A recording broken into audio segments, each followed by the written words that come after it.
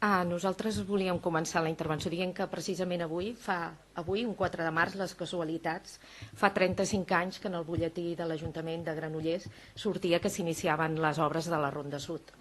Vull dir, és una casualitat que parlem avui, que es presenta la moció quan 35 anys. En aquell moment el senyor Joan Ricart tenia 10 anys i jo en tenia 21. Me'n recordo moltíssim de quan es va començar a construir la Ronda Sud. Ho dic perquè en aquests anys han passat moltes coses, la població ha augmentat moltíssim, les necessitats dels polígons han augmentat, estem parlant fins i tot que probablement s'urbanitzarà tot el sector de la bòbila, per tant seguirà augmentant la població, augmentarà el tràfic rodat, augmentarà les solucions de continuïtat que els haurem de donar a totes les persones que visquin a la bòbila i per tant el problema actual de la Ronda Sud és un gran problema.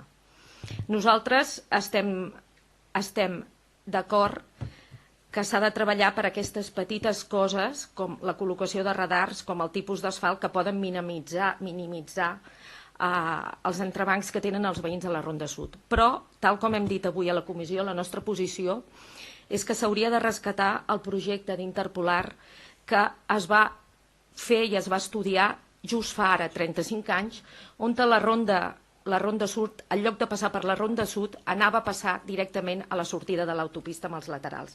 N'hem parlat avui amb el regidor Segovia, que cal que recuperi aquest projecte que llavors es va desestimar pel que nosaltres hem consultat amb les persones que van ser responsables aleshores per l'alt cost econòmic, però el progrés, la història, el creixement de la ciutat ens demostra que aquí li cal una gran inversió, una inversió mastodòntica que va més enllà de l'Ajuntament de Granollers i que s'ha de recuperar altres vies per poder desviar el tràfic rodat i sobretot de camions i donar sortida també a les reivindicacions dels polígons, perquè els veïns tenen certes reivindicacions i els polígons tenen unes altres.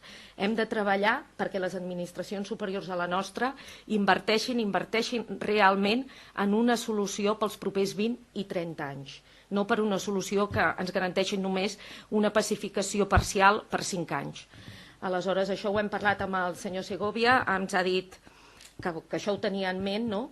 Hi havia també una reivindicació del mandat passat, quan la senyora Oliveras era regidora, de també utilitzar un pla parcial de la Interpolar des del circuit fins als xops per desviar el tràfic.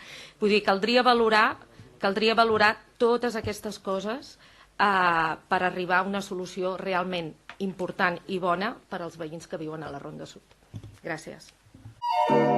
Granollers Primàries.